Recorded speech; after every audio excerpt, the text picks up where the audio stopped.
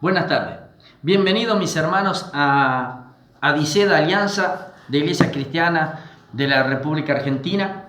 Estamos una vez más en el seminario de DICEDA, clase número 7. Hoy vamos a hablar de la imposición de las manos y la disciplina.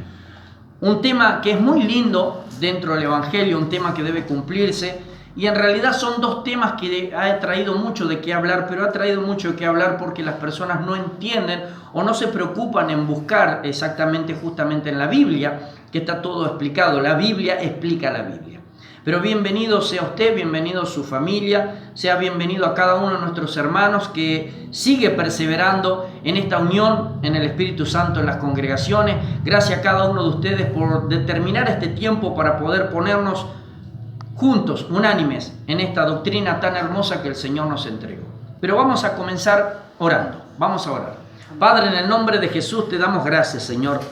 Bendecimos tu presencia, te damos gloria, honra y alabanza, porque tú eres el Señor, Señor de todo. Tú eres el Rey de Reyes, papá. Tú eres quien nos salvó, Señor, por tu divino amor sobre nuestras vidas. Padre, ese amor que comenzó cuando tú hiciste los cielos, la tierra, los mares, lo que en ello habita, cuando nos formaste del polvo de la tierra y soplaste aliento de vida sobre nuestras narices. Ese mismo amor que persevera buscando a cada uno de tus hijos, Señor, a cada uno de la creación para que vuelvan a tus pies a través de Jesucristo, nuestro Señor y Redentor. Te damos gracias, Espíritu Santo, porque siempre nos muestras el camino de verdad, Señor, y tú nos amonestas cuando estamos entrando en el desvío. Gracias a cada una de las familias, Señor, que están, Padre, comunicándose, que están, Señor, conectándose. Gracias a cada uno de mis hermanos, Señor, que venimos a estudiar, que venimos a aprender juntos.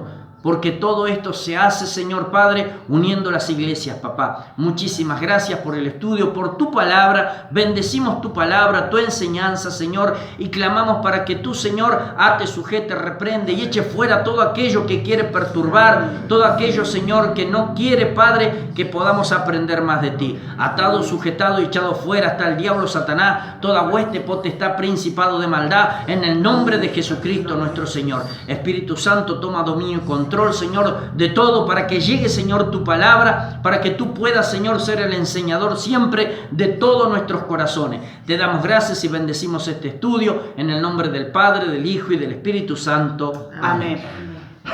Clase número 7. Clase número 7.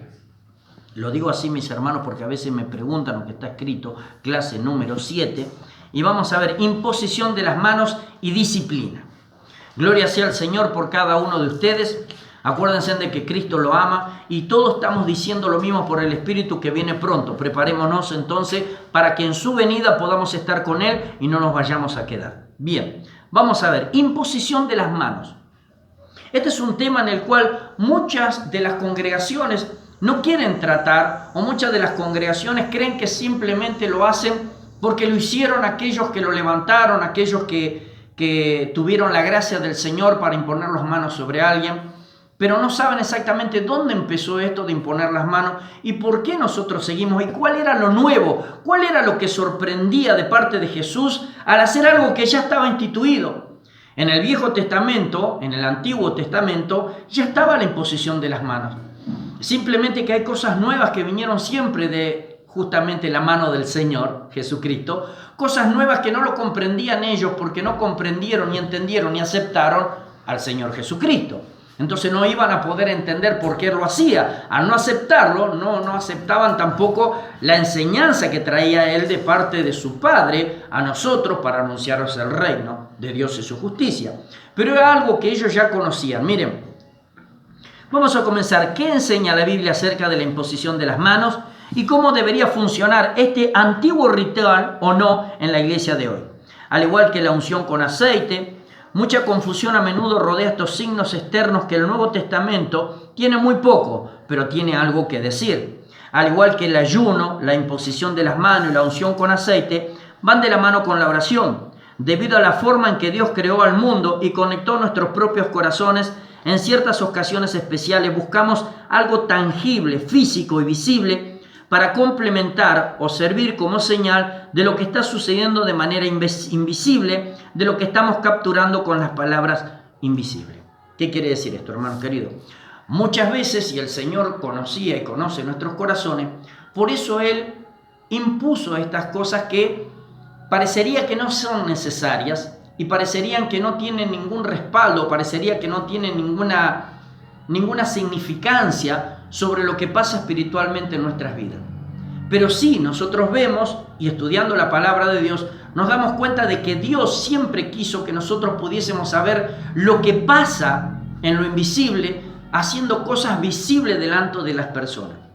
Nosotros sabemos que cuando nos bautizamos, y obviamente usted lo conoce, que el bautismo no salva a las personas, pero sí una manera de decir públicamente lo que sucedió en nuestros corazones.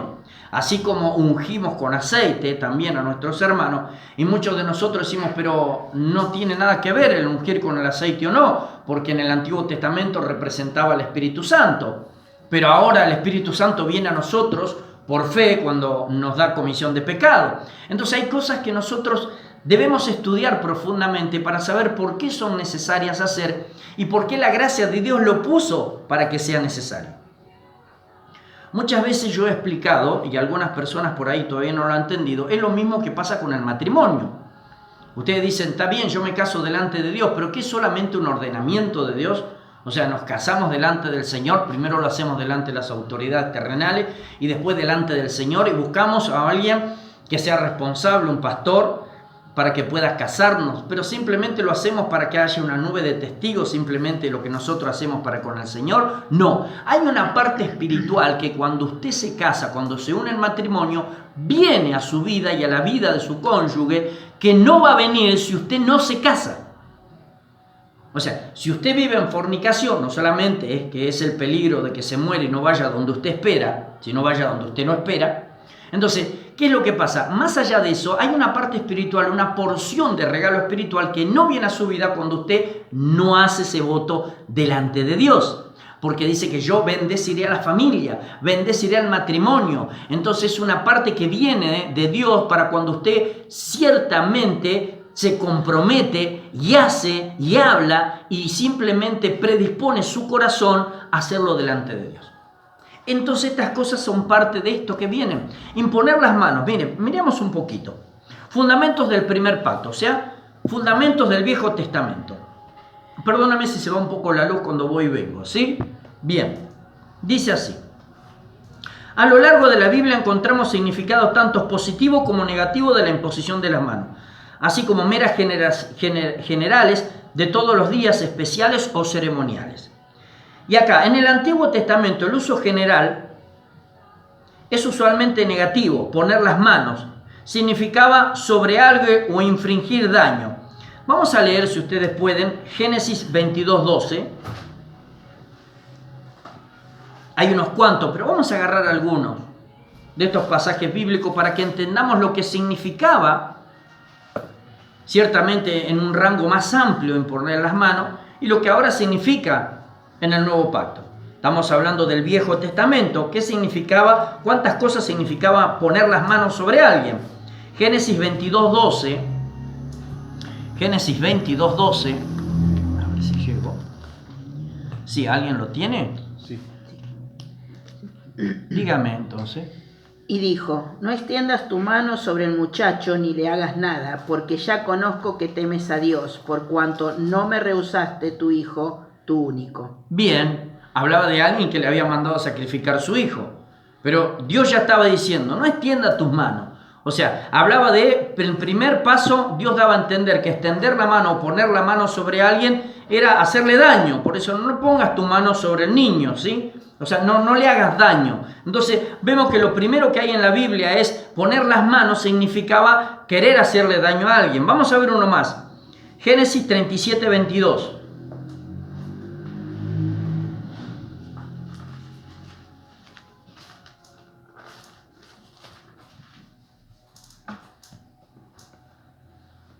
Lo encontraron. Y les dijo Rubén, no derramaréis sangre, echadlo en esta cisterna que está en el desierto, y no pongáis manos en él, por librarlo así de sus manos, para hacerlo volver a su padre. daba a entender, hay más, no lo vamos a leer a todo, pero hay Éxodo 7:12, Nehemías 13:21, Esther 2:21, 3:6, 6:2 y 8:7. O sea, da el primer sentido en el Viejo Testamento, y para que ustedes entiendan por qué no lo entendían después Jesús, las personas que deberían entenderlo. Primeramente daba echarle mano, era hacerle daño a la persona, ¿sí? No le eches mano, o si le echásemos mano, o si le echaren mano, dice, pero siempre con referencia a un castigo. Entonces, vemos que ellos venían ya con la costumbre de decir imponer las manos o echarle mano, como primer sentido era hacerle daño a la persona. Bien, en segundo sentido, busquen mientras Levíticos 24:14, donde se usa para poner visiblemente la maldición de Dios sobre la persona que la llevará. Levíticos 24:14.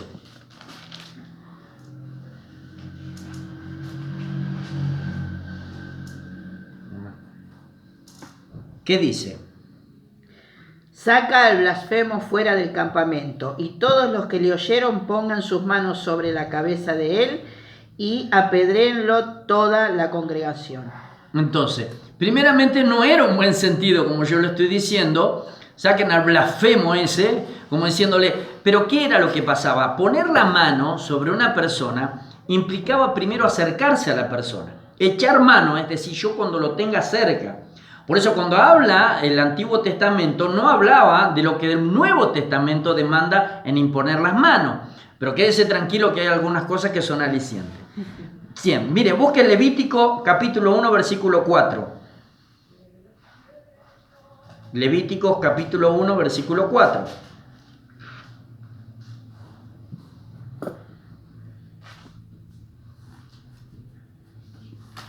Levítico capítulo 1, versículo 4.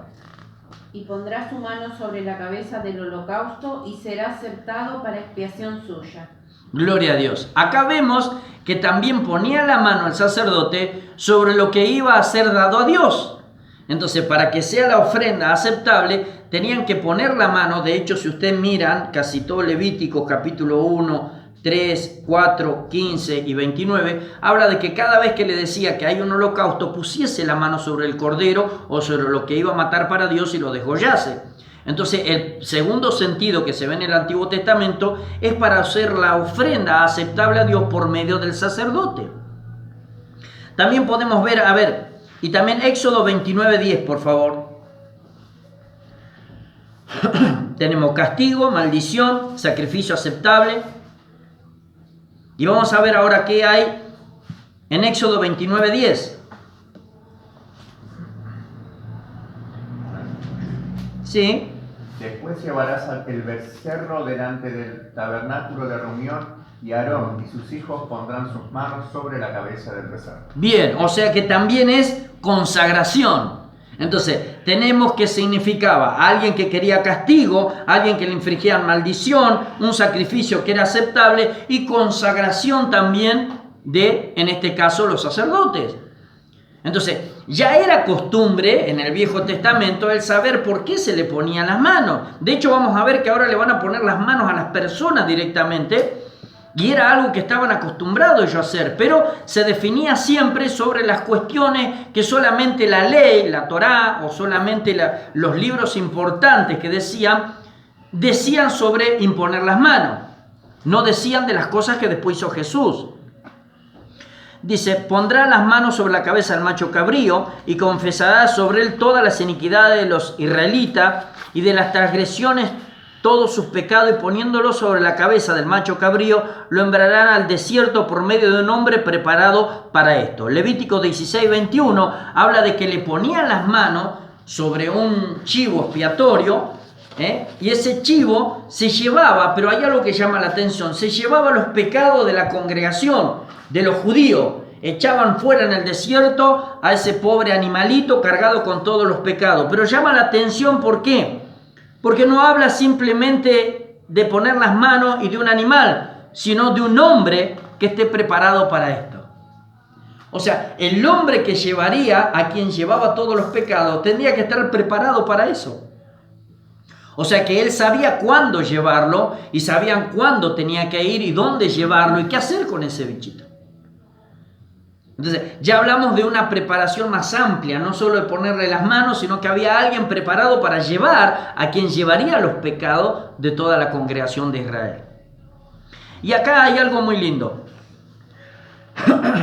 Esta imposición de manos especial o ceremonial, y esto es lo que quiero que vemos, es algo en lo cual después hace referencia a Hebreos capítulo 6, versículo 1, que cuando se refiere a los mandamientos o a las enseñanzas doctrinales. Mire, vamos a leer Hebreos capítulo 6, versículo 1.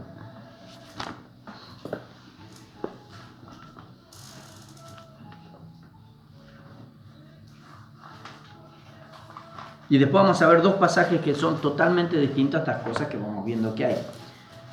Pero quiero que entendamos algo, porque todo esto que nosotros estamos viendo, todas estas costumbres que había, eran el anunciamiento de algo, era el anunciamiento del reino nuevo, de su justicia que venía. Y las personas que conocían la ley sabían de esta imposición de las manos. Por eso en algún momento, el que escribió la carta a los hebreos, tuvo que decirle a ellos que tuviesen que entender bien las cosas que hacían. Encontró Hebreos capítulo 6, versículo 1. Léalo, Amén. por favor. Por tanto, dejando ya los rudimentos de la doctrina de Cristo, vamos adelante a la perfección, no echando otra vez el fundamento del arrepentimiento de obras muertas, de la fe en Dios. Sí. ¿Alguien más? Necesito que lo lean otra vez para que entienda lo que vamos a hablar. Por tanto, dejando ya los rudimentos de la doctrina de Cristo, vamos adelante a la perfección, no echando otra vez el fundamento del arrepentimiento de obras muertas, de la fe en Dios. Y el 2, por favor. De la doctrina de bautismos, de la imposición de manos, de la resurrección de los muertos y del juicio eterno. Bien. A ver, por tanto, dejando ya los rudimentos de la doctrina de Cristo, vamos adelante a la perfección, no echando otra vez el fundamento del arrepentimiento de obras muertas, de la fe en Dios, de la doctrina de, ¿qué dice? Bautismo. Léalo bien. Bautismos. Mire que acá usa un plural. Sí. De la imposición de manos, de la resurrección de los muertos y del juicio eterno. Esta parte, que todas a veces usamos mal, que decimos que volver de nuevo al rudimento es volver de nuevo al bautismo nuestro y volver a que nos impongan las manos, no está hablando de eso. Le estaba hablando a los hebreos que conocían ya la imposición de manos y que conocían la venida de Cristo. Cuando ellos se convirtieron al cristianismo es porque los que se convirtieron entendieron lo que decía la ley. Por eso eran judíos, eran hebreos que se habían vuelto al cristianismo. Entonces ellos eran especiales porque entendían el Antiguo Testamento. Entonces cuando les habla acá Pablo, porque le está hablando un poquito más arriba, advertencia contra la apostasía, le está hablando a ellos que entendían lo que estaba diciendo la ley. ¿De qué hablaba la ley? Sobre estas cosas. Primero sobre el bautismo. ¿Se acuerda que yo le dije que dice lavamiento una versión? ¿Sí? Entonces ellos conocían los lavamientos. Ahora, cuando conocieron a Jesucristo, conocieron el nuevo lavamiento. O sea, conocían el bautismo. ¿Se acuerda que se metía todo el leproso que le dijeron que se meta ahí? Conocían lo que es hacer un prosélito. Pero cuando ustedes conocieron a Cristo, conocieron que eso era un viejo rudimento, que no servía de nada hasta que vino Juan y puso sus corazones en regla para aceptar a Cristo. Lo mismo pasó con todas estas doctrinas de las obras muertas que no servían para nada, por eso vino Cristo y tienen obras de vida. Pero también por la imposición de las manos. Entonces, ya ustedes tienen que comprender que ahora no imponemos las manos para hacer mal a las personas. Ya no imponemos las manos para que sean castigados malditos. No volvamos de nuevo a los viejos rudimentos. Vayamos a la perfección, señores. Si ustedes conocen la doctrina, ya no tengo que andar explicándole como si ustedes fueran gentiles que no conocen lo que es imponer una mano. Es eso lo que decía. Por eso muchas veces usamos esa partecita en la cual nosotros creemos que es para nosotros, que éramos gentiles y que decimos, tenemos que volver al bautismo. No hablé del bautismo nuevo. No, le hablaba a ellos que conocían un poquito más atrás. Por eso es la carta a los hebreos. Entonces, dentro de eso dice, no tengo que volver a explicarle por qué ahora imponemos las manos. Vamos a la perfección. ¿Por qué? Porque habría ciertos problemas que ellos no podrían entender cuando Jesús hacía esas cosas. Pero miren, quiero ver 2 capítulos del Antiguo Testamento de que ya anunciaban lo que iba a ser en el Nuevo. Números capítulo 8, versículo 10.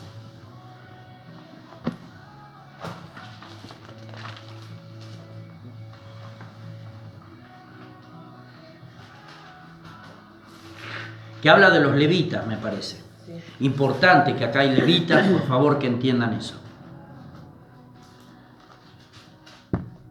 No sé si entendió el levita que está cerca. ¿Qué es levita? Bien. Gloria sea al Levita Señor. todo.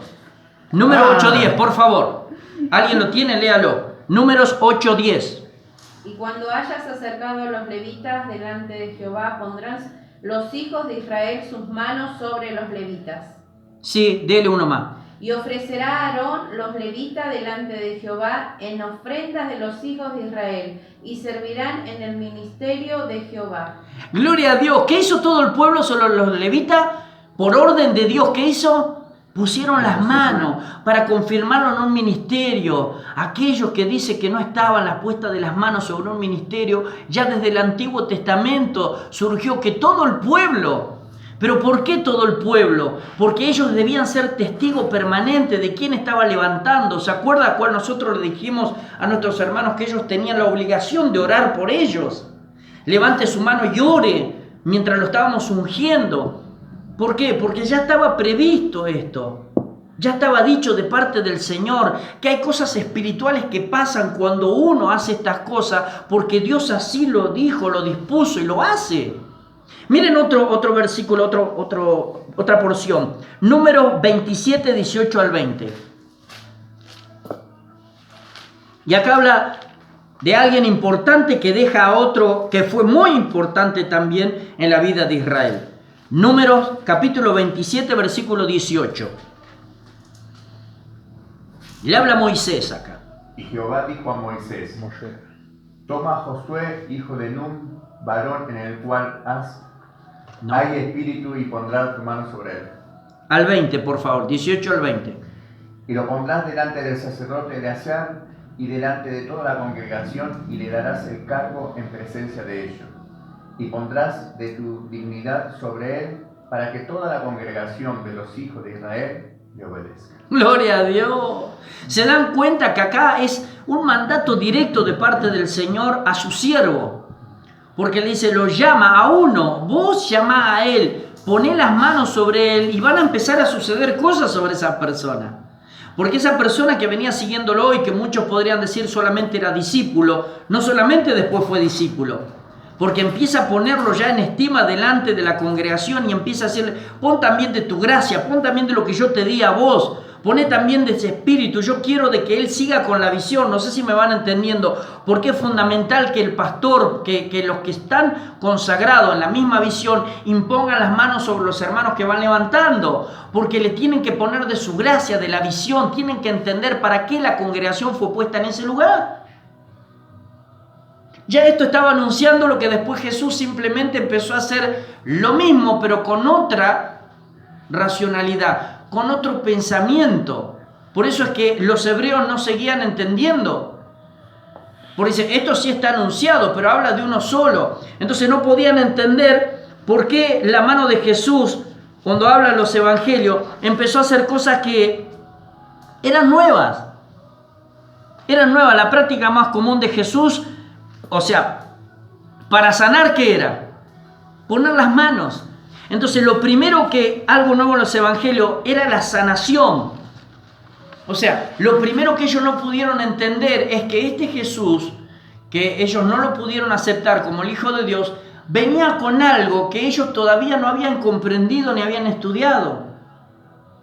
Por eso nosotros conocemos la ley. En la ley vos le podés poner las manos en el sentido de cascarlo o de hacerle un mal cuando te acerque. Vimos que consagraron, ¿sí?, a ciertas personas también. Vimos que maldijeron, o sea, la maldición se la llevaba también cuando le imponían las manos. Vimos que consagraron también, pero nunca habíamos visto que alguien sane poniendo las manos. Entonces, es como el dicho popular dice, se le quemaron los libros porque ellos habían estudiado, pero vino Jesús acercando el reino de Dios y su justicia y empezó a dar el favor eterno y entero que había en ese reino. Había partes que ellos tendrían que estar esperando deseosos de que sucediesen. Porque ellos habrían dicho, los sacerdotes menos entendían. Por si cuántas veces nosotros pusimos las manos sobre las personas, pero lo hicimos como decía Levítico, lo hicimos como decía Éxodo, lo hicimos como decía Josué, lo hicimos, pero nunca lo hicimos como no lo decían esas escrituras. Nunca lo hicimos por piedad. Y ese era uno de los grandes problemas de los fariseos hipócritas, porque se olvidaban de la justicia, el amor. Y cuando vino Jesús le demostró que todas esas cosas venían y eran simplemente agregados cuando uno tenía justicia y amor de parte de Dios. Entonces dijo, pero ¿cómo es esto? Nadie nos enseñó que nosotros poniendo las manos las personas pueden sanar. Y es ahí cuando empezaron la controversia de sus duros corazón por no comprender. Decía, entonces este es el Mesías, porque hizo algo que nosotros no pudimos hacer. Por eso se sorprendían de él. ¿Quién es este que aún el viento y la sol y las tempestades le obedece? ¿Quién es este que echa hasta los demonios se le sujetan? Y mucho menos creíble es cuando los discípulos de este Cristo hacían lo mismo. Por eso no lo podían entender. Porque ellos nunca habían puesto las manos y habían sanado a alguien. Sí habían dado recomendaciones al Señor, y el Señor había sanado a muchos. Ve, báñate en el Jordán, haz esto, haz el otro. Los profetas se puso sobre un niño su boca con la boca, ojo por ojo, y resucitó después de hacerlo 3 veces. Pero nunca que le impongan las manos y le digan en el nombre de Dios Altísimo, sé sano, sé limpio. Eso es lo que ellos no podían comprender, y me imagino que se reunían en concilio y empezarían a leer y empezarían a mirar de nuevo. Pero acá tampoco dice, y habrán visto todo esto, ¿cuántas veces lo que nosotros leímos? Y no, pero consagraron a Aarón, pero este no se consagró, era un leproso, y sin embargo lo tocó, y no se podía tocar. Pero él le dijo, sé limpio si tú quieres, y le dijo, yo quiero, y lo tocó. Eran cosas que no estaban realmente dadas como para que les cause gozo a ellos. Ahora nosotros sí sabemos de que como hijos de Dios nos dio el poder y el potestad. ¿Qué dice? En mi nombre echarán fuera demonios, pondrán las manos sobre los enfermos y esto sanarán. Gloria a Dios. Mire cuánta potencia y poder de Dios tiene usted y todavía no la está aprovechando. Y todavía nos debatimos entre si es comprensible y si no es comprensible, si está o no está. De hecho, el Señor lo marcó como esta parte espiritual en la cual Él nos va a hacer saber y va a hacer saber al mundo que somos sus discípulos por el amor que nos tenemos entre Él, pero por las cosas espirituales y sobrenaturales que suceden cuando uno lo hace en el nombre de Jesús. Entonces lo nuevo. ¿Y qué era lo otro nuevo que sorprendía? No solamente que Jesús sanase, sino que Jesús bendiciese. Porque ¿qué hizo con los niños? Los llamó, puso las manos sobre ellos y los bendijo. Entonces eran cosas que decían, no, vos para bendecir tenés que tener un becerro. Vos para bendecir, según la ley, tenés que poner la mano sobre ese un becerrito y cortarle el cuello, y era propicio. Este no cortaba cuello, sino bendecía con las manos. Andaba cortando cuello el Señor, ¿sí? Pero ponía las manos y bendecía a los niños. Bendecía a las personas. Entonces no podían entender esto porque era una superación del amor que ellos tenían. O sea, habían superado el amor que ellos creían que tenían por los seres humanos. Vino alguien que tenía más amor que ellos, que en realidad deberían ser los que propiciaban el amor. Agarró a los niños, los bendijo, puso las manos. Imagínense cuando veían esto a Jesucristo. Decían, ¿qué hace este hombre? ¿Cómo está bendiciendo? Y sin ningún bicho, ningún carnero, ni nada. ¿Quién es este que está ahí? Por eso para nosotros es algo muy común abrazar, ¡ay, qué lindo niño, te bendigo en el nombre de Jesús! Pero en aquella época era toda una experiencia el que pudiera ver. Imagínense con todo esto, el odio que les causó, el cierre de corazón y esto. ¿Qué era lo otro nuevo que ellos no vieron? ¿Qué era lo que había que hacían los discípulos que esto no podían entender cuando ponían las manos? ¿Qué era esta conversación que tenían? ¿En el bautismo de quién fuiste vos bautizado? Dijo. Y yo en el bautismo de Juan. ¿Cómo? A Juan ni siquiera le creíamos y este me dice que hay otro bautismo. No, ni siquiera sabíamos del Espíritu Santo. Y dice que orando impusieron las manos y vino sobre ellos el Espíritu Santo. No lo podían entender nunca. Antes tenía que ser revelado por el Señor, y el Señor decía quién venía sobre el Espíritu Santo. O lo elegían como rey, le ponían un cuerno, o un profeta se levantaba. pero nunca podía decir, ¿crees en Jesucristo, en este hombre que ponía las manos sobre los niños, sobre los enfermos, que echaba fuera demonios? Y que ahora encima decían que el cielo se puede acercar a las personas comunes, simplemente con poner las manos, con que las personas puedan aceptarlo. Era todo un movimiento terriblemente contrario a lo que ellos venían practicando, por la dureza de los corazones de ellos, que deberían haber comprendido, pero no lo comprendieron. Por eso eran cosas muy raras. Por eso es que la tradición del hombre, no la voluntad de Dios, la tradición del hombre no lo puede comprender. Hasta el día de hoy dice, ¿qué te va a hacer que alguien te ponga una mano encima? ¿Cuántas veces han dicho, mira, yo voy a la iglesia, pero a mí por más que me pongan la mano yo no me voy a caer? Porque sigue esa dureza de corazón. Ellos creen que el hombre simplemente es un acto humano de poner, pero no, es un acto humano que trasciende lo divino cada vez que lo hacemos correctamente como Dios lo dice. Por eso se sigue haciendo. ¿Y es por la autoridad de Dios o porque a través de las manos se desciende la unción, digamos? Es por la autoridad de Dios. Dios quiere que las personas vean, así como se hizo el bautismo para que los demás puedan ver que comienza un ministerio, se hizo la imposición de manos desde el cielo en la tierra para que los demás sepan cuáles son los hermanos, los santos que son separados para una labor. Es así. Dice, en la iglesia de hoy, finalmente las epístolas del Nuevo Testamento, cuando empezamos a ver que es normativo en la iglesia de hoy, encontramos dos usos que continúan de los hechos y que hacen eco a las dos menciones anteriores en Números, y establece el curso para la referencia de Pablo en 1 Timoteo 1 y 2. Hechos 6:6, ¿se acuerdan ustedes? Por favor. La iglesia era nueva. Todos reconocían a los apóstoles, no me digan que no, eran reconocidos los apóstoles. De hecho, veían cómo se transformaban, cómo venían, cómo la multiplicación venía de a 5.000, de a 3.000. Pero después resulta de que esto no solamente fue los apóstoles, sino que había más gente que podía ser elegido y que podía tener el Espíritu Santo por esos apóstoles. ¿Se acuerdan que dice 6:6 en la elección de los diáconos? A los cuales presentaron ante los apóstoles, quienes orando les impusieron las manos. O sea, otra cosa más que seguía sorprendiendo de esta iglesia nueva.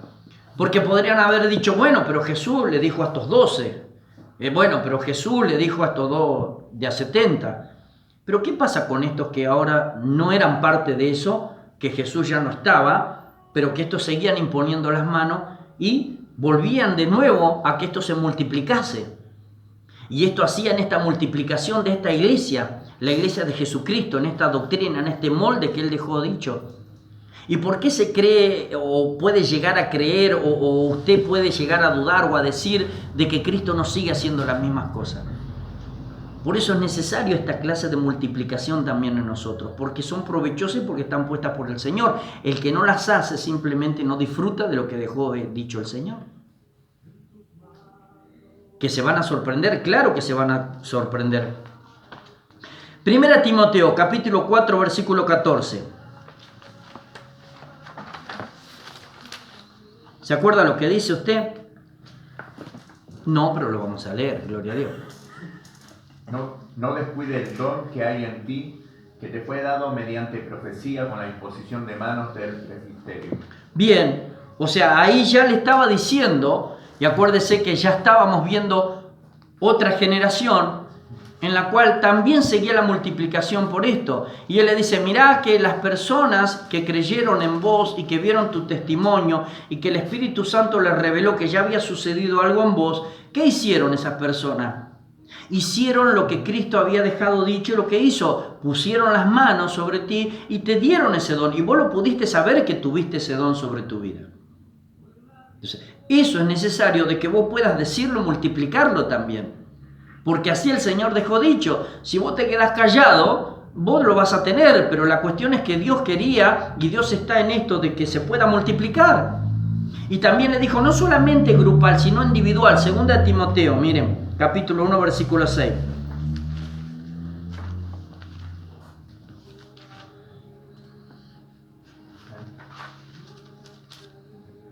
¿Qué le dice? Por lo cual te aconsejo que avives el fuego del don de Dios que está en ti por la imposición de mis manos. Bien, ¿ve? que le estaba diciendo, esto del discipulado no es simplemente una enseñanza de quién es Jesús. Esto del discipulado es quien entra en la visión en la cual Dios lo acerca para que sea discípulo. Dios va a acercar a las personas para que sean discípulos en cada uno de los ministerios porque le va a poner la misma visión.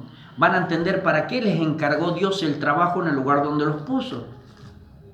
Nunca una iglesia de restauración familiar va a tener una visión misionera porque Dios los puso para restaurar la familia. Por ende, lo que levante Dios con la misma visión van a seguir esa visión porque Dios necesita en ese lugar eso. Y al lado le levantará una iglesia con visión misionera. Y es obligación de la iglesia de restauración familiar ayudar a la congregación con la visión misionera. Pero Dios va a escoger a cada uno de sus siervos y a cada uno de los que va a discipular. Pero si no discipulan y no multiplican, entonces nunca se va a poder llevar a cabo la tarea total de Dios en el lugar donde los pusieron. No es simplemente ponemos las manos como un acto de que las personas puedan verlo, sino que espiritualmente pasa algo. Si no pasase algo, yo siempre digo, si no pasase algo, ¿por qué le dice Timoteo 5:22, por favor? Primera segunda. Creo que es Primera Timoteo. Primera Timoteo 5:22. Fíjate, a ver. ¿Qué dice? Sí. O yo me equivoqué. No impongas con ligereza las manos. Pero léalo con fuerza y con ganas.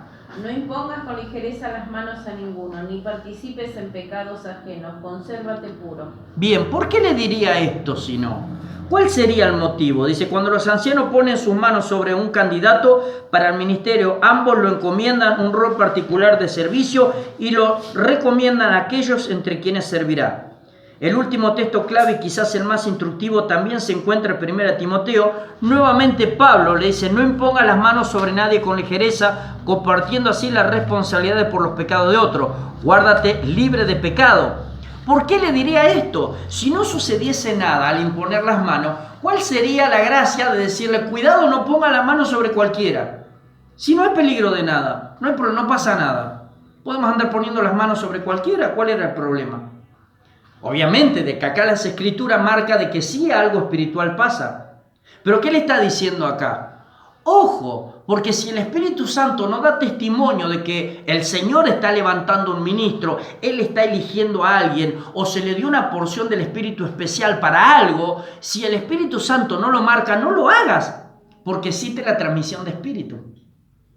Por eso le dice, compartirás los pecados, serás responsable de los pecados de la persona la cual vos estás orando y nadie te dijo de que yo lo estoy eligiendo.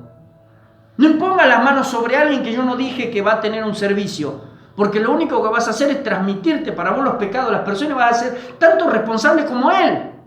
Por eso ten cuidado, no impongas con ligereza. Esperá que yo te diga. Y los dones, más allá de irrevocables, son imparables.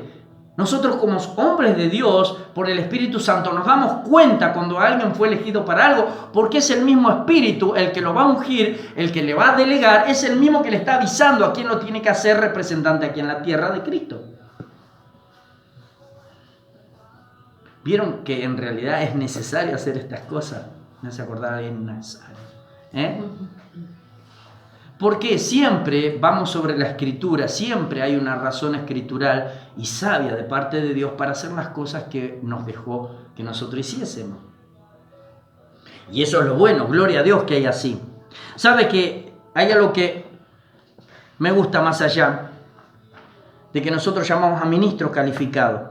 Para esto, la imposición de las manos entonces, como la unción o el ayuno u otros rituales externos para la iglesia, no es mágica como algunos lo han afirmado, no concede gracia automáticamente, más bien es un medio de gracia y acompaña las palabras de elogio y la oración corporativa para aquellos que creen. ¿Sabe cuál es el fin también de la imposición de las manos y de exponerlo también a la grey? Lo que yo había dicho, es la oración corporativa. El conocer el trabajo del hermano y el pedirle todos juntos a Dios por el trabajo del hermano. Así deben nacer las iglesias. Hay gozo cuando Dios elige a uno y todos los demás debemos tener la oración corporativa en favor del hermano. así como nosotros los tenemos con otros siervos y con otros hermanos, con los hermanos que Dios levanta en la congregación, es necesario que todos oren por ese hermano o por los hermanos que se han levantado. Porque eso es lo que quiere Dios. Dentro de toda esa unción especial y dentro de esa formación sobrenatural, también está el ser partícipes todos. No porque alguien no lo quiera o no tiene nada que hacer, no, al contrario, tiene la responsabilidad de orar por aquel que Dios levantó. Gloria a Dios. Hemos comprendido entonces el porqué de la imposición de las manos. Gloria sea al Señor. Es bueno, los detalles los tiene usted en cada uno de los manuales, y si no tiene el manual, hermano querido, no tiene más que pedirlo. Bien. Vamos a entrar entonces en la disciplina. Esto que es tan lindo, la disciplina, y que muy pocas congregaciones llevan adelante. Hermosa es la disciplina, porque cuando usted está dentro de la disciplina, está sabiendo que el Señor tiene una cuestión importante con su vida, ¿sí? Hay algo que dice que Él disciplina a los que odia, dice, ¿no? A los que ama. Ah, amigo. Entonces, si Dios dice que disciplina a los que aman, cuando usted está dentro de la disciplina, el amor de Dios está sobre su vida. No significa que si nunca fue disciplinado, Dios no lo amó. No, quiere decir que se portó bien. Pero sí que cuando usted tiene los límites, es como un guarray que va al costado. Entonces, hay algo que lo está frenando para que usted no se vaya de la pista del Señor, sino para que se mantenga y no derrape, diría, ¿no? ¿Está bien dicho? Sí. Bien ahí. Entonces, eso es lo que nosotros intentamos hacer. Entonces, la disciplina es eso que te frena, te sostiene sobre el hermoso pavimento recién hecho y lúcido del Señor. Ahí está. ¿Estamos? Entonces, la disciplina es buena, mis hermanos queridos. Y es así como nosotros debemos tomarlo. Así como nosotros cuando estamos enfermos tomamos un remedio, así cuando nosotros estamos mal delante de las cosas de Dios debemos tomar la disciplina. Estaría bueno que nosotros nos disciplinemos solos. Vamos todavía. ¿Quiere usted ser disciplinado? No. Bien, empecemos. Dice, los 12... Ahora quiero ver algo, mire. Le voy a dar, y van a aparecer los mismos dos ejemplos, pero vamos a ver una pequeña diferencia. Dice, a ver, la primera versión dice así: Dios es santo, todos hemos pecado separándonos de Dios, pero Dios envió a su Hijo a morir en la cruz y lo resucitó para que pudiéramos ser perdonados. Todo aquel que cree en Jesús tendrá vida eterna. Las obras no nos justifican, somos justificados por fe. Por tanto, el Evangelio invita a todo el mundo a simplemente creer. Un Dios que ama incondicionalmente te aceptará tal y como eres. Es el primer ejemplo. Segundo ejemplo. Dios es santo. Todos hemos pecado separándonos de Dios. Pero Dios envió a su Hijo a morir en la cruz y lo resucitó para que pudiéramos ser perdonados y siguiéramos a Jesús como Señor y Rey. Todo aquel que se arrepiente y cree tendrá vida eterna. Una vida que empieza hoy y se extiende hacia la eternidad. Las obras no nos justifican, somos justificados solo por fe, pero la fe verdadera va siempre acompañada de obra. Por tanto, el Evangelio invita a todo el mundo a arrepentirse y a creer. Un Dios que ama bajo ciertas circunstancias te aceptará contrariamente a lo que tú mereces y después te capacitará por el poder del Espíritu Santo para ser santo y obediente como su Hijo. Cuando Dios te reconcilia consigo mismo, te acepta dentro de su familia, la iglesia, y te capacita como un hijo que puede representar tanto su propio carácter santo como su doctrina. ¿Cuál creen que es correcto de estos dos? Mire, yo les voy a ir leyendo, porque sé que ustedes son sabios. La primera versión enfatiza a Cristo como Salvador. La segunda versión enfatiza a Cristo como Salvador y como Señor. Ya la diferencia es que el segundo lo pone no solo como Salvador, sino como Señor. Y este es uno de los grandes errores que ha caído la iglesia, en solo tomarlo como Salvador y no como Señor. El tomarlo como Salvador muchas veces deja entrar el pecado en nuestras vidas por no tenerlo como Señor. Cuando lo tenemos como Señor, entonces sabemos que el pecado está mal dentro de nosotros, sea de cabeza, sea de pie, sea lejos, sea cerca, está mal. La primera versión señala la obra del perdón dentro del nuevo pacto de Cristo. La segunda versión incluye eso y la obra de regeneración dentro del nuevo pacto del Espíritu Santo. La primera versión señala la nueva posición que tienen los cristianos como hijos de Dios. La segunda versión señala la nueva posición que se les otorga como ciudadanos del reino de Cristo e incluye una lista de deberes.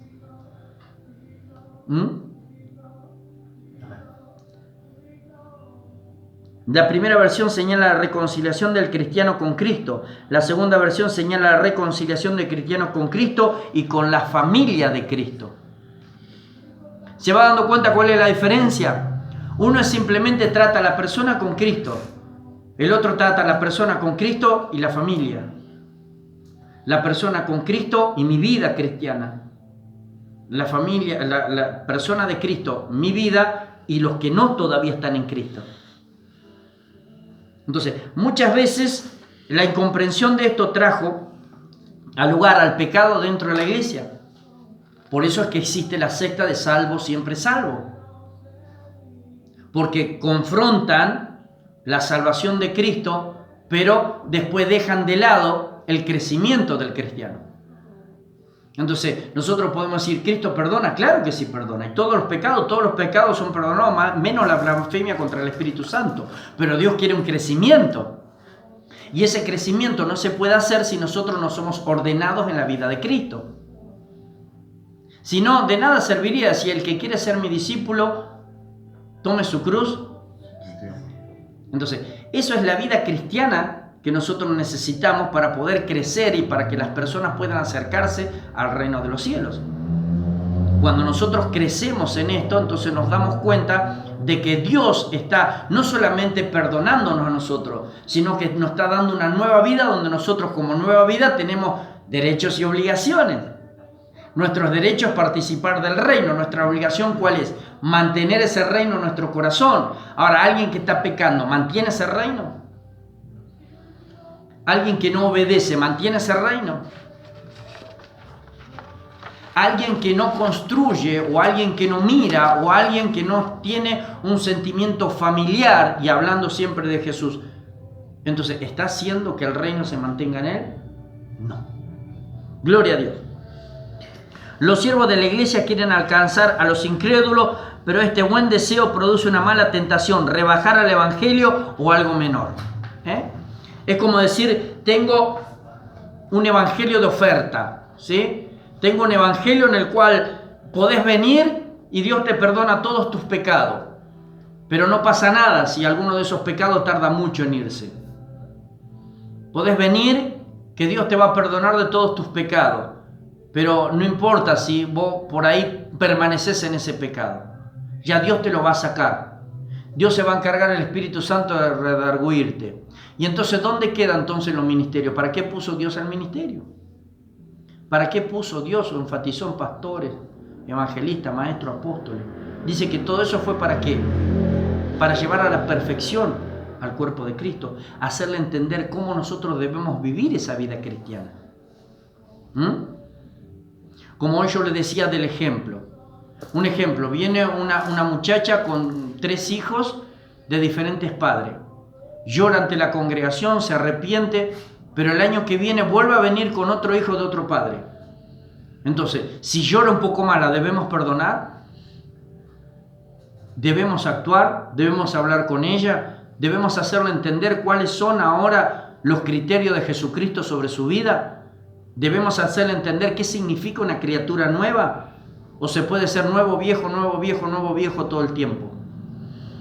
Si una persona tuvo un problema con la policía y justo es de la congregación por hacer un escándalo en la vía pública, si ese hubiese tenido problemas también con los oficiales que le detuvieron, ¿era más grande el pecado o menor? Ahora, si vemos que el motivo de todo eso era que el hombre se embriagó o que el hombre perdió el trabajo, ¿eso disminuye el pecado o lo agranda? Entonces nosotros vemos, y ahora entramos en la disciplina, de que no se trata de sentimiento y no se trata de juzgar a la persona, sino el acto de la persona y volver a corregirlo para que él vuelva a los caminos del Señor. ¿Sí? Entonces nosotros construimos el reino de Dios en las personas hasta que vayan teniendo entendimiento y vayan conociendo al Espíritu Santo. Pero está en nosotros el deber de amonestar y el deber de traerlos de nuevo. Y parte de eso es la disciplina.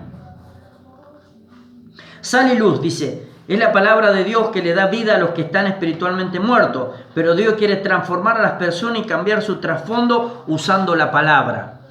Una vida transformada hace que el testimonio de una iglesia sea vivo y sugerente. El mundo no necesita una versión descafeinada del cristianismo, necesita algo lleno de luz y de sabor, algo diferente, dice. ¿Se acuerda usted en Mateo 5, 13 al 16? Vosotros sois la sal de la tierra.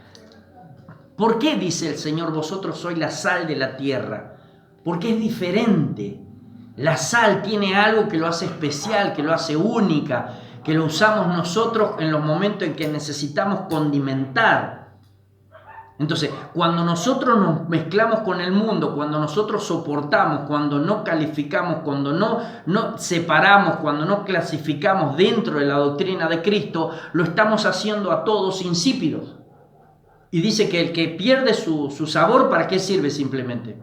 Para ser desechada. Para ser desechada y hollada por los hombres.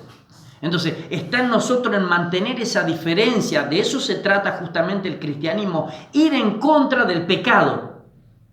Ir en contra de la corriente de este mundo. Ir en contra de las disilusiones. Ir en contra de las concupiscencias. Dice, ¿de dónde salen los pleitos, la guerra y esto? Dijo, ¿de dónde salen? Explicaba el apóstol. Del corazón, dice. Entonces nuestra cura está en el corazón. Por eso nosotros debemos aceptar la disciplina.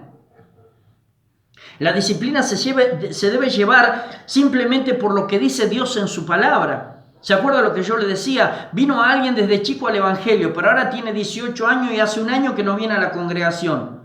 Y ya los hermanos lo visitaron y fueron y se dieron cuenta que él no quiere estar más o que no quiere llevar la vida cristiana. Entonces la iglesia debe disciplinarlo y excomulgarlo. Y eso no es una manera de lavarse las manos. No, es una manera al contrario de comprometerse con el alma, con la persona, para hacerle entender que él está mal.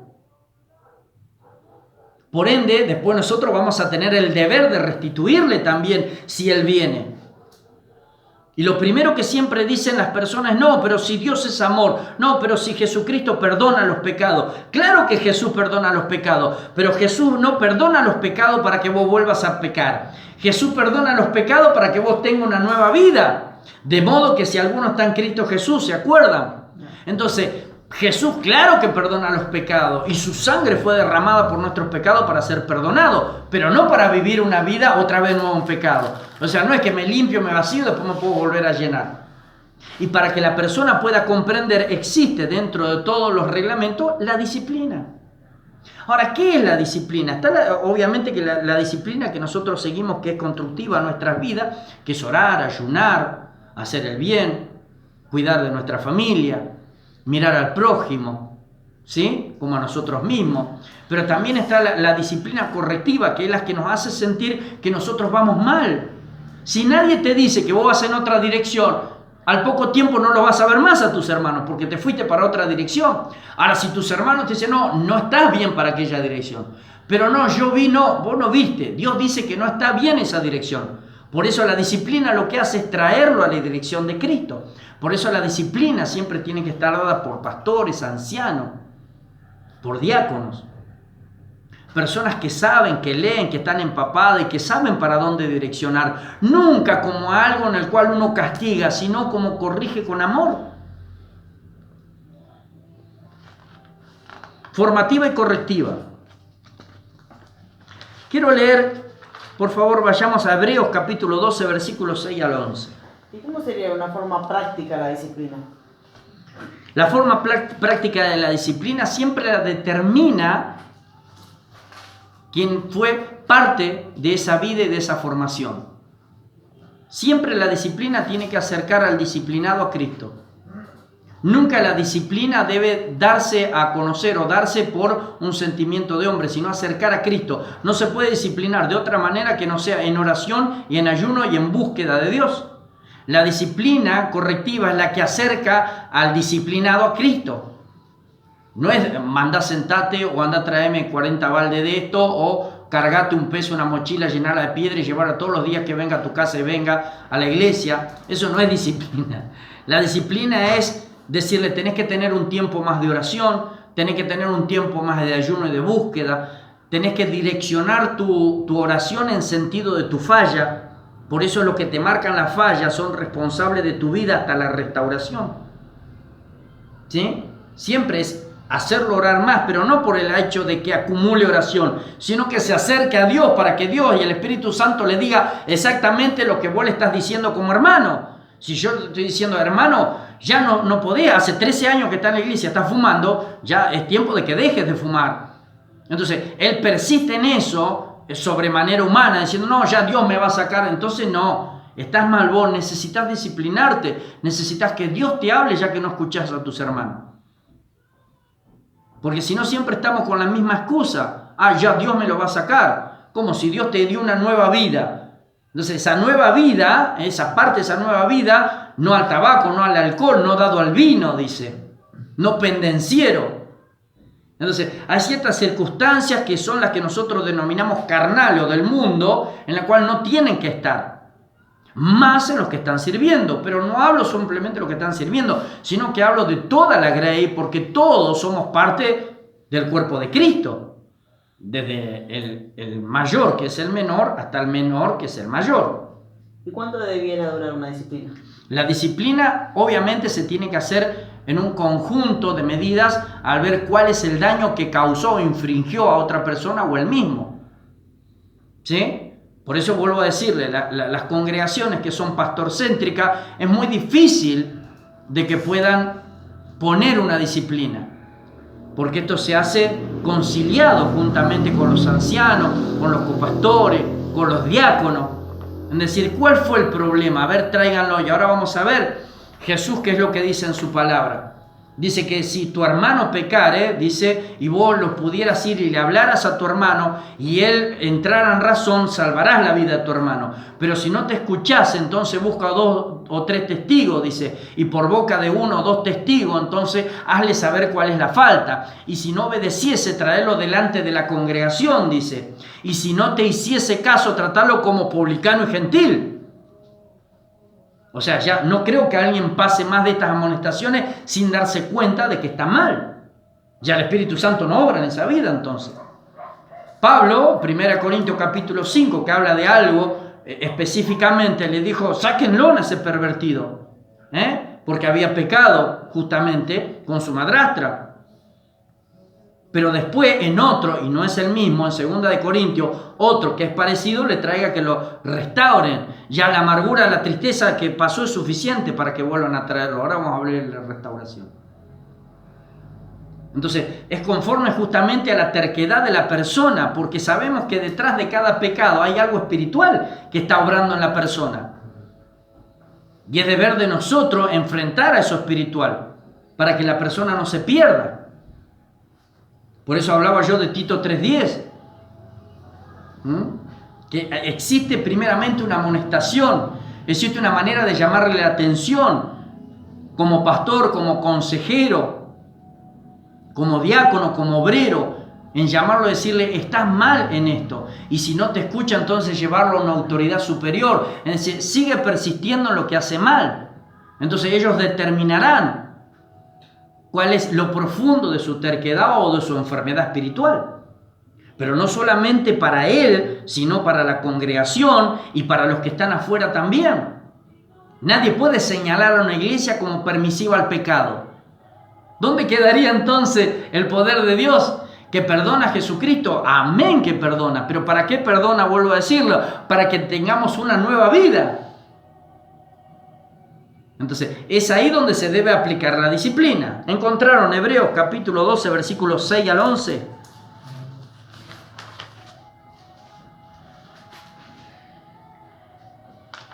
¿Sí? ¿Qué dice? Porque el Señor al que ama disciplina y azota a todo el que recibe por hijo. Si soportáis la disciplina, Dios os trata como a hijos. Porque ¿qué hijo es aquel a quien el Padre no disciplina? Pero si se os deja sin disciplina, de la cual todos han sido participantes, entonces sois bastardos y no hijos. Por otra parte, tuvimos a nuestros padres terrenales que nos disciplinaban y los venerábamos. ¿Por qué no obedeceremos mucho mejor al Padre de los Espíritus y viviremos?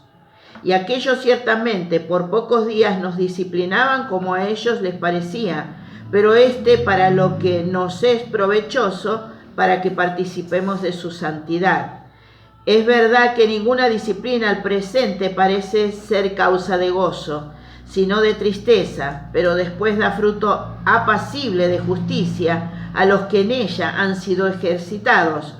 Por lo cual, levantad las manos caídas y las rodillas paralizadas. Hasta el 11. Gloria a Dios. Perdón, Se entusiasmó. me entusiasmo. Sáquenle la Biblia. Ahora, no sé si ustedes se fueron dando cuenta del propósito de la disciplina que habla acá. La disciplina tiene un propósito, por eso la disciplina no es algo que se enseñorea el hombre de aquel que pecó, que le erró, y por ese señorío le da un castigo. No, la disciplina nunca es eso, sino que la disciplina es llevar a la comprensión de la persona que le erró para que sepa que él está mal delante de Dios, que el Espíritu Santo debe hablarle porque él está mal. La persona que está mal muy pocas veces va a comprender de primera mano que está mal. Pero si los hermanos, obviamente hablo de nuevos, pero si los hermanos en la congregación le hacen saber que está mal, tiene que entrar en el razonamiento de que está mal. No puede conformar a todos. Bueno, ustedes siguen estando mal y yo estoy bien, entonces los conformo a ustedes.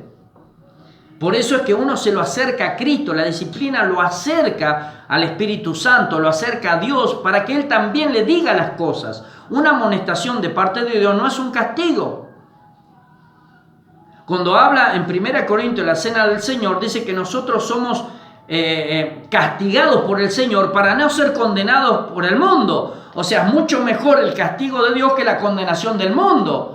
Dios te va a castigar y sabe hasta qué punto, y Él te ama. Cuando alguien te castiga con amor, no te castiga con maldad, sino al contrario, te castiga para tu restauración, pero de ninguna manera te condena. ¿Sí? Nosotros, todos los que tienen hijos saben que muchas veces nosotros retamos a nuestros hijos, pero no es para que ese hijo se desintegre en un reto, sino para que él entienda que está haciendo las cosas mal. Y en la vida de ellos, ¿cuántas veces nosotros los retamos? ¿Cuántas veces nos han retado a nosotros nuestros padres porque hemos hecho las cosas mal 257 veces por día?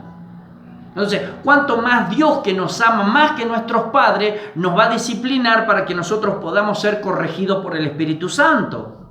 Lo que pasa es que siempre hubo una mala interpretación sobre la disciplina correctiva. Se cree que es un castigo, que tiene que haber de por medio lanzas, azote y cámaras de tortura. No se trata de eso. Se trata de una amonestación de bien, de una amonestación del Espíritu Santo, que nosotros debemos ponerla por obra.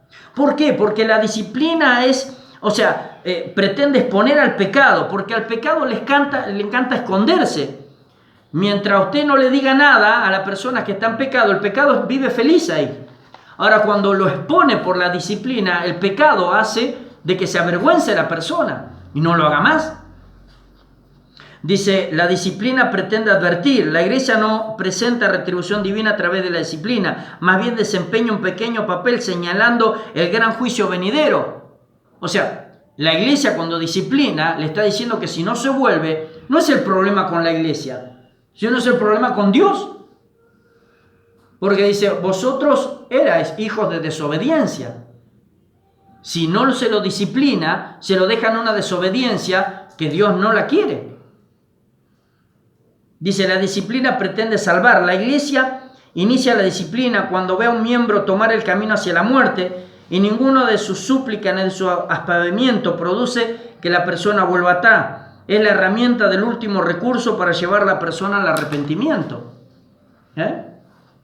La disciplina es el último recurso para que la persona vuelva al arrepentimiento. Por eso primero está el orar por el hermano, por la hermana, después está en llamarle la atención entre uno o dos, y después está como último la disciplina, porque vuelva más y no querés que apostate, no querés que se vaya, no querés que le venga nada mal sobre su vida. Es necesario la disciplina. Es escriturar la disciplina. Entonces no es una parte que nosotros podemos sacarla o podemos omitirla porque nosotros estamos más llenos de amor que la escritura. Porque si no, nosotros ¿qué decimos? Que amamos más que Dios, porque dice que Dios disciplina a quién. Y si nosotros no disciplinamos, entonces decimos que amamos más que Dios. Y nadie puede amar más que Dios. Si aquel que es todo amor disciplina, ¿por qué ama? Imagínense nosotros. Entonces, la disciplina está puesta por Dios porque Él nos ama. Y nadie está exento de la disciplina. Ese es otro de los temas. Nadie, a ver, repita conmigo usted, nadie está exento de la disciplina. Porque es constructiva para nuestras vidas. Ya me está dando ganas de disciplinarme. Bien ahí. Dice, ¿qué es la restauración? Porque nosotros también debemos saber no solo disciplinar, sino restaurar, mis hermanos queridos. Dice, ya que ha sido la iglesia la que ha excomulgado a la persona, básicamente la restauración es que la iglesia declare que la persona ha sido perdonada y confirme su ciudadanía en el reino de Dios. Acá está, ¿ves? Pablo en la segunda carta a la iglesia en Corintio aborda otro caso de disciplina, pero en esta ocasión describe lo que significa la restauración. No nos ofrece detalles del pecado, aunque describe la restauración de la manera siguiente. Le basta a tal persona esta reprensión hecha por muchos, así que al contrario, vosotros más bien debéis perdonarle y consolarle para que no sea consumido de demasiada tristeza, por lo cual os ruego que confirméis el amor para con él. ¿Cuándo? Si la persona se ha arrepentido, ¿en qué momento se aplica la restauración de la persona a la iglesia? La respuesta sencilla es cuando el pecador se arrepiente y la iglesia está convencida de que el arrepentimiento es real porque los miembros ven fruto en la vida de la persona. La restauración se aplica cuando la iglesia está dispuesta de nuevo a presentarse ante las naciones y garantizar la profesión de fe de la persona. ¿Cuándo se restaura una persona? Cuando da fruto de arrepentimiento. Cuando realmente el Espíritu Santo le habla y le dice, sí, yo estuve mal. Perdón a ustedes, perdón a Dios, perdón a la congregación. Entonces sí, en amor se lo debe restaurar. Cuando uno restaura a una persona es perdonarla y es olvidarla. Jamás se debe hablar de lo que el hermano hizo si no lo vuelve a hacer. ¿Sí? No se tiene que tomar como un punto negro para después estar mirándolo todos los días. Acordate, no, eso no sirve. La restauración es que el hombre se arrepintió y Dios lo perdonó. Por ende, entonces nosotros debemos aceptarlo de nuevo y darle la profesión de fe que Dios le brindó. Amén. Amén. Gloria a Dios. Entendimos entonces la imposición de las manos y la disciplina. Porque escrituralmente y sabiamente el Señor lo dejó escrito para que nosotros las cumpliésemos. ¿Tienen ganas de cumplirla? Usted tiene ganas de cumplir la disciplina, hágalo con amor, hermano querido. Pero no es una parte que se puede sacar. Acá no podemos romper hojitas, sino cumplir las hojitas que están en la Biblia. Gloria sea al Señor. Vamos a pedirle a nuestra hermana que ore, por favor, y vamos a despedirlo. Y ustedes la semana que viene sabemos que siempre hay más de parte del Señor. Amado Dios Todopoderoso, sí, en el nombre de Jesús te damos gracias, Señor, por esta enseñanza que tú nos has traído, Señor.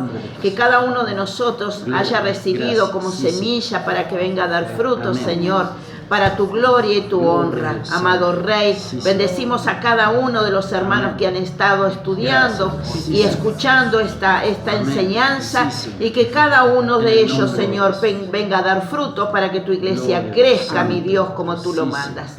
Bendecimos a cada uno y lo hacemos en el nombre del Padre, del Hijo, del Espíritu Santo. Amén. Gracias. Gloria sea al Señor.